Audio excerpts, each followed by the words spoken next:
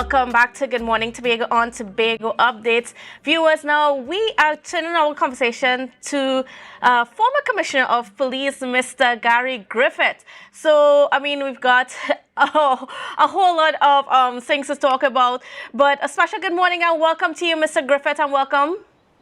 Good morning, Tobago. Fine, thank you. My pleasure. Great to have you. All right, so now we're talking a bit about the Commissioner of Police and the tenure review. Start us off. Okay, tenure review, Gary Griffith. And when I took over, there was 14% public trust and confidence in the police service. When I left, it was 59%. A year after I left, it was 8%. Tenure Gary Griffith, it was the highest reduction in violent crime in 17 years. It was my last full year with 342 murders in comparison to over 600 a year after I left.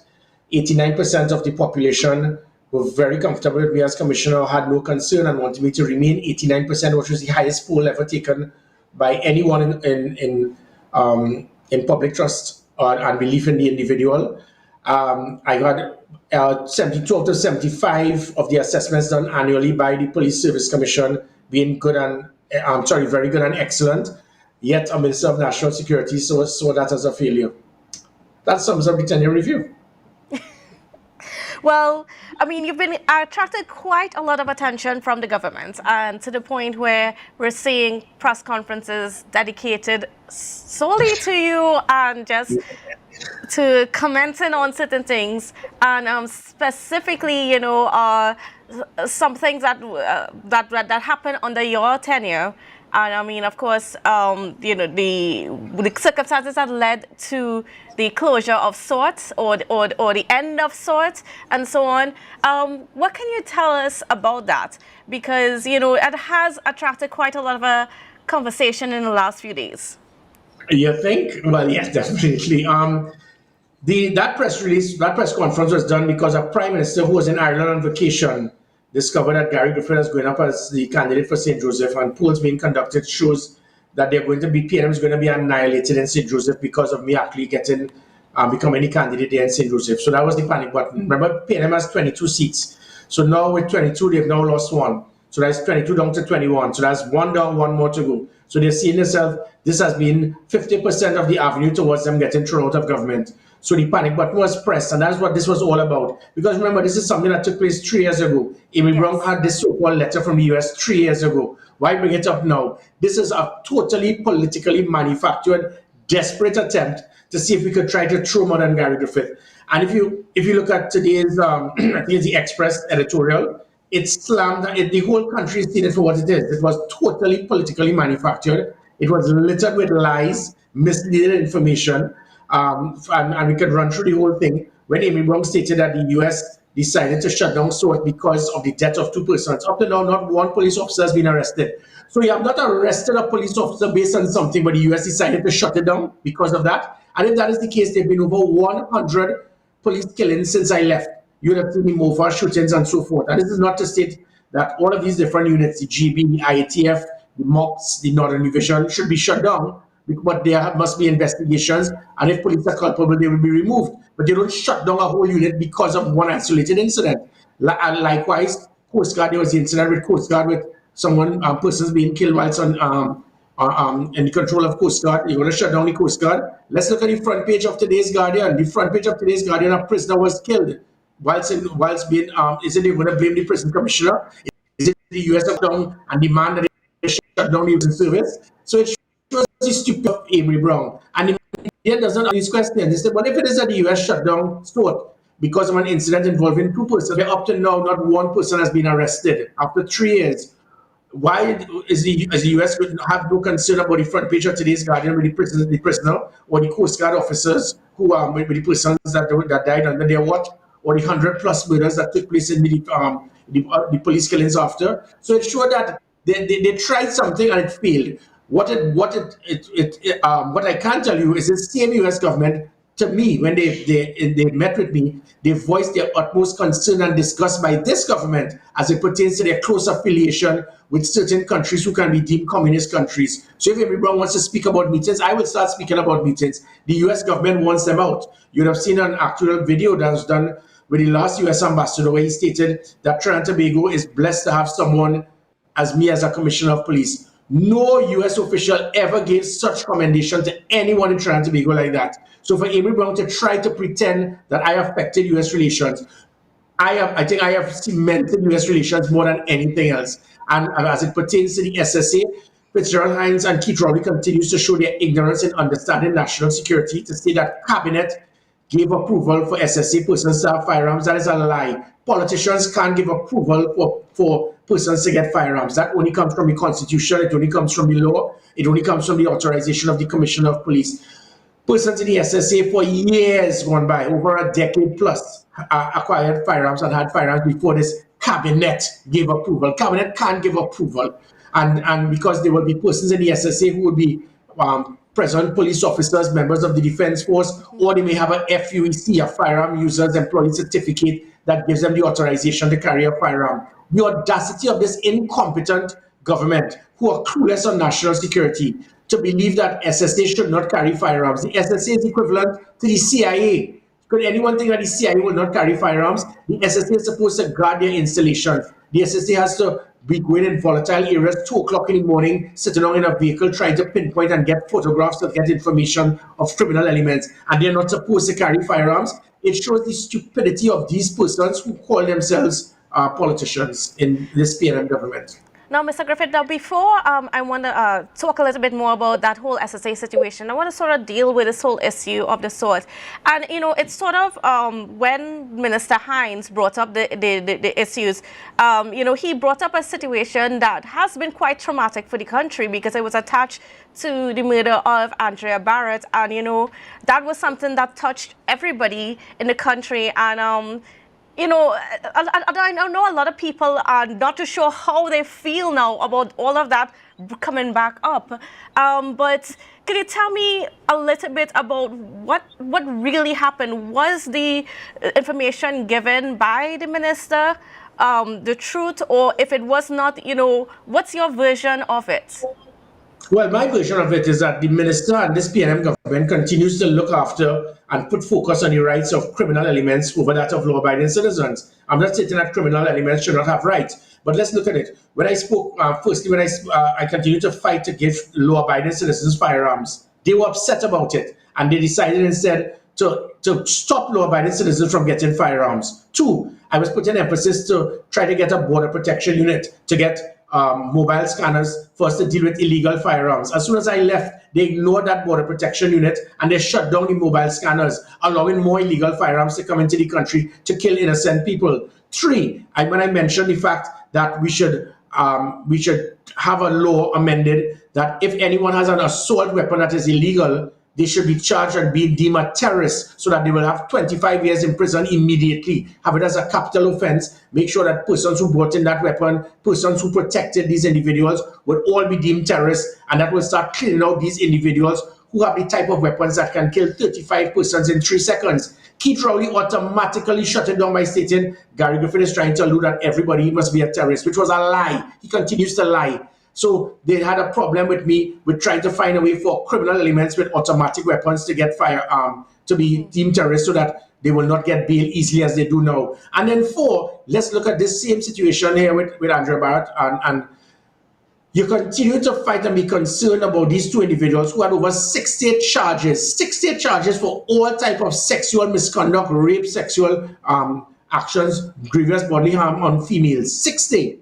And you never once bothered about the concern of Andrea Barrett, her family, the 60 women who kept walking the streets, being traumatized, wondering if these 2 men who were charged for rape and were given bail within 24 hours could come back out onto the streets to finish them off. So where's the concern about the law-abiding citizens? But you do a press conference about these 2 individuals who had 60 different charges for raping women and getting bail the very next day. And you're very concerned about how that they died, and you have a right to, but we'll never have any concern about the 60 women who have suffered, the concern about the thousands of people who have been killed and how their families have felt. You're always concerned about the criminal elements and their rights. And that says a lot about this government. As I continue to say, the scales of justice, my intention of getting back into government and into politics is to make sure that the scales of justice can be tilted towards the benefit of the law-abiding citizens than the criminal elements.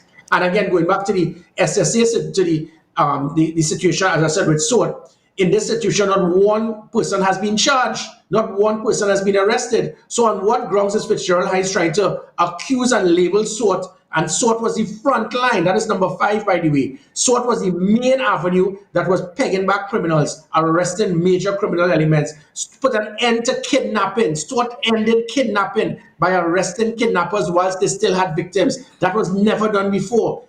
They were the front line in stopping human trafficking, child prostitution. You shut that down. You have to be evil, actually evil, to have a unit like that that was so instrumental to peg back criminals, and your first thing you wanted to do was to shut it down. And it's because certain individuals in government misled the US and gave the US false information about SWOT. Because as I said, the US would not shut down SWOT just because of one incident that took place. Because if that is the case, as I said, there have been over 100 police killings. Think about it. Why didn't shut down the IATF, the GB, the MOPS, the Northern Division? Why didn't shut down the Coast Guard? Why don't shut down the prison service? Because of the exact thing that took place that's on the front page of today's Guardian. So it shows the lies, the deceit, and the double standard of this government. Was there that meeting? Were you aware of that meeting that Minister Brown talked about on Tuesday regarding a delegation from the U.S. Embassy and his office about that whole situation? Well, and that's the interesting point. If there was such a meeting, it wouldn't have taken place yesterday or last week. This would have been 3 years ago. Why are you bringing up the meeting now? You know why? Gary Griffith announced that he was going up for St. Joseph. That is what pressed the panic button on them. As soon as Gary said he's going up for St. Joseph, they started panicking. Because if you're aware of this meeting, why didn't bring this up 3 years ago? Because I would have brought to the attention of the country that the PNM government they are manipulating, they are lying to the US government. They were giving information to the US government that caused the US government to write that. The US government will not shut down and say that they are not supporting a unit because of one incident. Because if that is the case, as I said, I would have then said, why didn't shut down? You remember the Mova shootings where 3 persons were killed at the hands of the police. That was they had IATF, they had GB, they had MOPS, they had the Northern Division. We've had dozens and dozens of police killings. Why the US didn't shut down all of those units? Because the PNM government continued to mislead the US government and pump lies and misinformation. Look at it, the front page of today's papers. So that is why Emery Brown kept it. He knew he couldn't have said it, but he got a call from Ireland Prime Minister saying, look, Gary going up for St. Joseph. Fitzy, Emery, go on, do a press conference and just attack Gary. And if you look at today's Express editorial, it has exposed them. It has backfired miserably. This has been seen as nothing more than a political manufactured witch hunt with absolutely no evidence, no documents, nothing whatsoever. Even going with the SSA lies, trying to say that I gave authorization for people in SSA to carry firearms. That is a lie. Why would I, as a commissioner of police, I have nothing better to do than to give an approval for SRP in SSA to get firearms? The SSA has their own armory, and that armory was given to the SSA, guess by who? The PNM government. The PNM government gave SSA the authority to have all of these weapons that they claim that was being used by this pastor. So what the PNM have done, they wanted they're good at is to say the same lie over and over and hope that persons will believe it. They have not. So, Mr. Griffith, just we gotta go for a break in a second, but if I understand you clearly, is that you were not aware of that meeting that happened 3 years ago? No, and that says a lot. So if it is that I was commissioner of police, you will think that I would be part of that meeting. Now, if it is I was no longer commissioner of police, the meeting could take place. But as I said, the US would not call a meeting to shut down a unit because, say that they're not supporting a unit because of an incident that took place where the matter was still being investigated. Because if they do that, why did they meet with Emery Brown to shut down all of the several other police units that have been involved in police killings? The only reason that meeting took place is because the PNM government pumped false information to the US, and the US unfortunately had to work with the lies because the PNM government wanted SWOT shut down because obviously SWOT was affecting big criminal enterprise, and there are persons in the government that benefit from big criminal enterprise. All right, thank you, Mr. Griffith, but we're not done with you yet. We got to go for a quick break, but we'll be right back and we'll continue these discussions when we come back. So don't go anywhere, viewers.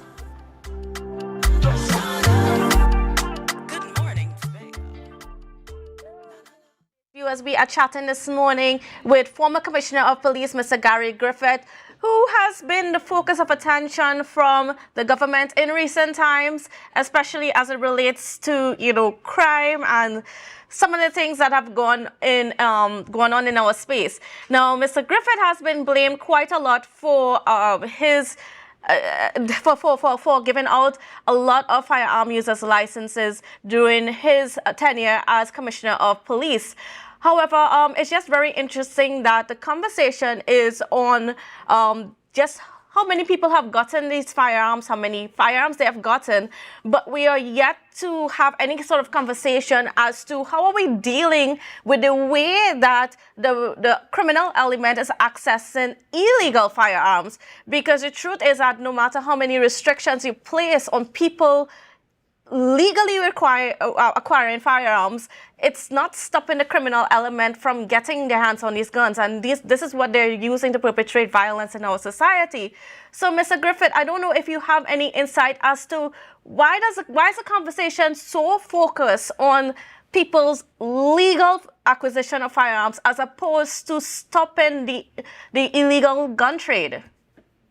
The reason being, as I mentioned, this government is inclined towards assisting and looking after the rights of criminals rather than law-abiding citizens. As I mentioned, look at what happened with the Andrea Barra situation. Press conference over the concern, and is there right? Over 2 persons who were charged with over 60 different matters for sexual criminal acts on women. No press conference about Andrea Barrett and the other people who have suffered. You want to shut down SWORD, you mislead the US and lie to them to shut down SWORD because it was instrumental in stopping kidnapping, stopping home invasions, arresting criminal elements, and you wanted the US to shut that, get an excuse to justify shutting it down. And it's the same thing with firearms. They have gone out, they have done nothing to deal with putting an end to illegal firearms. They have made no statement as to what they intend to do. No plans, no policies, no unit, no technology. I drafted a proper system for a border protection unit 4 years ago. Keith Rowley ignored it. It seems that this government was concerned that we can put an end to illegal weapons entering the country. The US told us that over 95% of illegal weapons enter through legitimate ports of entry. I acquired mobile scanners to be able to assist. They shut it down after I left. So it seems that this government is either aiding and abetting, sympathetic, or involved heavily in the criminal underworld. And that could only be, it can't be incompetence. Because when you look at the other side of the coin, with legal firearms, which is there to protect, that is all they speak about. So they have no interest about stopping illegal firearms, and all they speak about is stopping law-abiding citizens from getting legal firearms. You either have to be a criminal or incompetent as a politician to operate in that manner. And going back now to the legal firearms, Keith Rowley again showed his misleading the country by stating there's a government policy pertaining to firearms.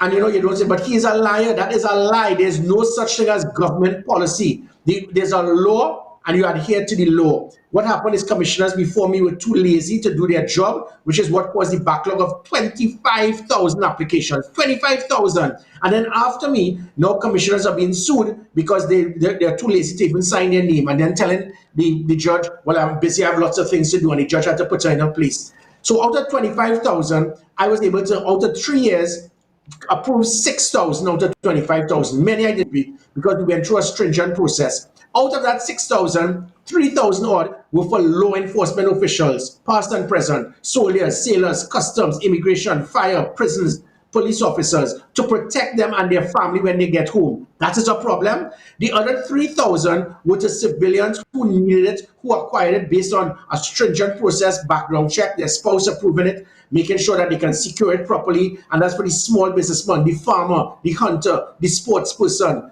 You have a problem with that? And out of that 6,000, during my 3-year period, not one was lost, not one was stolen, not one was used for a crime. So it showed that we had a proper system. So increasing the numbers doesn't mean that it's going to make it a greater likelihood that it can affect. And not one of these things, as I said, was used to commit a crime. The lies by the government in stating, well, all these persons being killed, it could be by illegal firearms.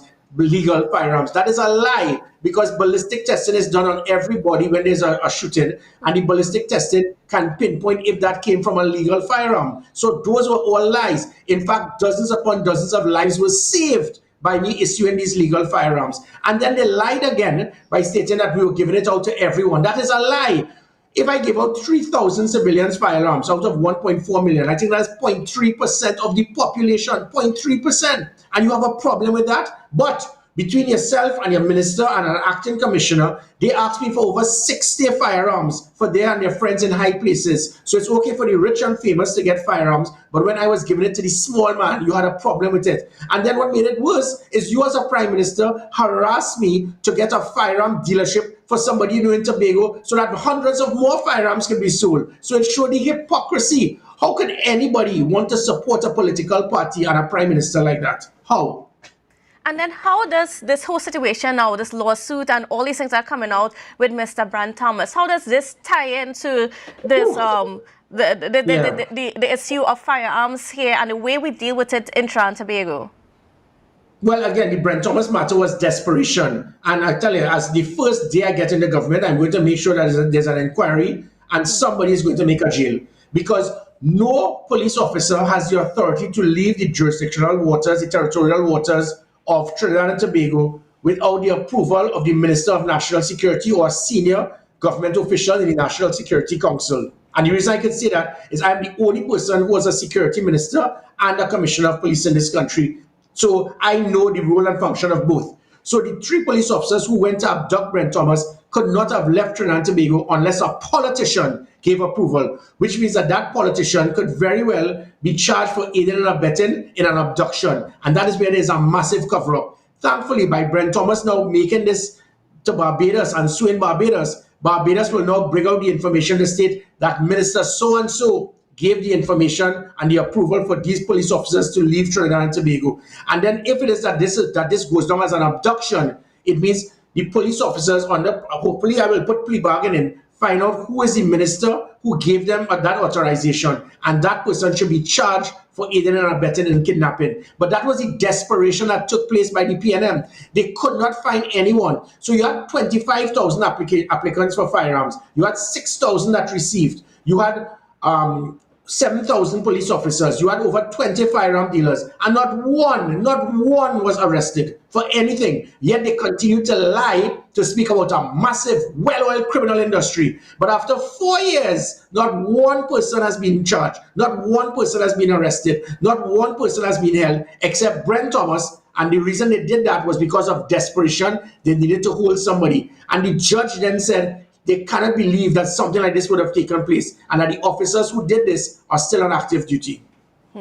Well, unfortunately, we're out of time this morning, so we're going to have to leave the conversation right there. But I want to thank you so much, Mr. Griffith, for being on with us and to clearing up some of the air on some of the things that are floating around in the space.